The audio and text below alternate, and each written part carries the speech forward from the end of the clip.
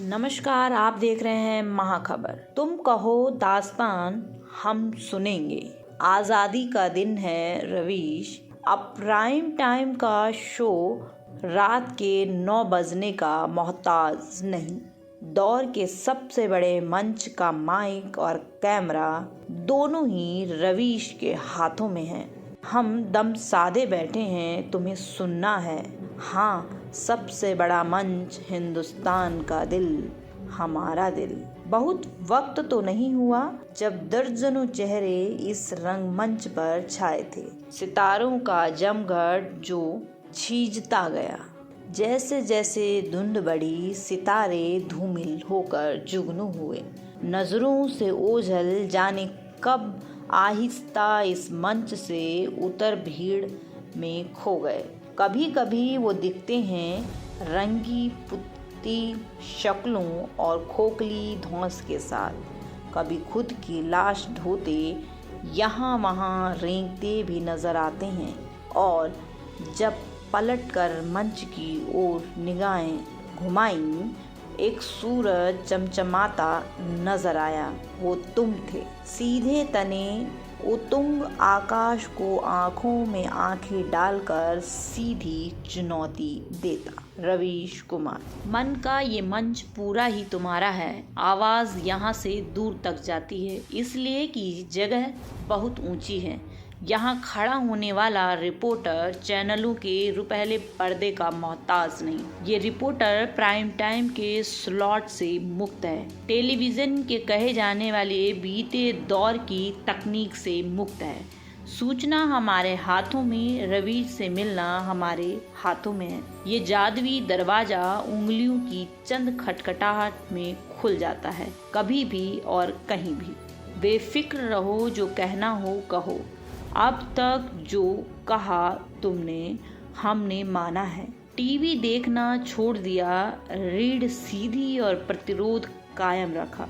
सच की खोज को तवज्जो दी, इस सीधी रीढ़ के बावजूद। मारे मोहब्बत के तुमसे एक बात कभी कह नहीं पाए। सच्चाई है कि एक अरसे से रवीश भी किसी खांचे में बंद गया था। देश को सेलिब्रिटी रिपोर्टरों की जरूरत है। अखबारी कतरनों और सरकारी आंकड़ों के पोस्टमार्टम से बनी स्क्रिप्ट, तंज और प्रतिरोध तो जरूरी थी, लेकिन खबर कुछ पीछे छूट सी गई थी। जब खबर पर पहरे हों तो सबसे बड़े खबरची का सेलिब्रिटी एंकर के खांचे में बंद जाना श्राप था, नेशनल लॉस था। न्यूज़ चैनलों के अपचगनी स्टूडियो एंकरों से खाली होता जाना जरूरी था। वो प्रोसेस मुकम्मल कर दी गई है। सेठ ने रवीश का खांचा तोड़ दिया है। धीमे धीमे अनजाने ओढ़ा शाप तोड़ दिया है। हाथ पांव खुल चुके रवीश के। तुम पर चढ़ी दीमक की वो वाल्मीकि टूट चुका है। जब दमन से दीमक की बांबी हट जाए तो वाल्मीकि उठ खड़ा होता है। और फिर पता है वो क्या करता है? फिर वो दास्तान रचता है।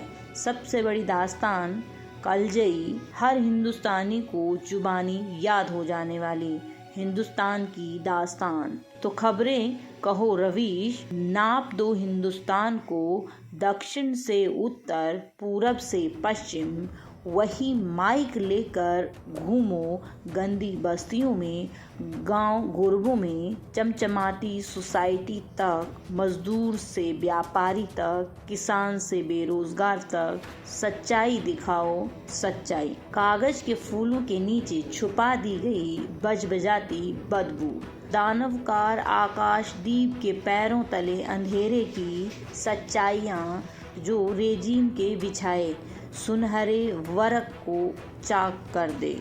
अकेले नहीं तुम, हिंदुस्तान के कोने कोने से जनता तुम्हारी रिपोर्टर बनेगी, मेज़बान बनेगी, दर्शक बनेगी और निस्संदेह वही रिपोर्टर का पालनहार भी बनेगी।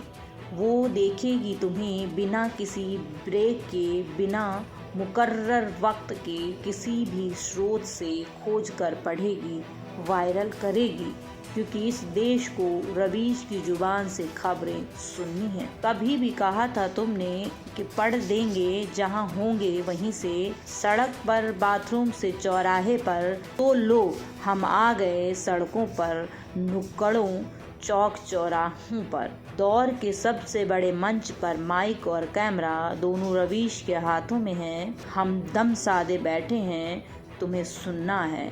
डर का आखिरी किला जो रवीश जमींदोज कराया है, उसका एहतराम। आओ दास्तां कहो हम सुनेंगे, आओ दास्तां कहो हम सुनेंगे।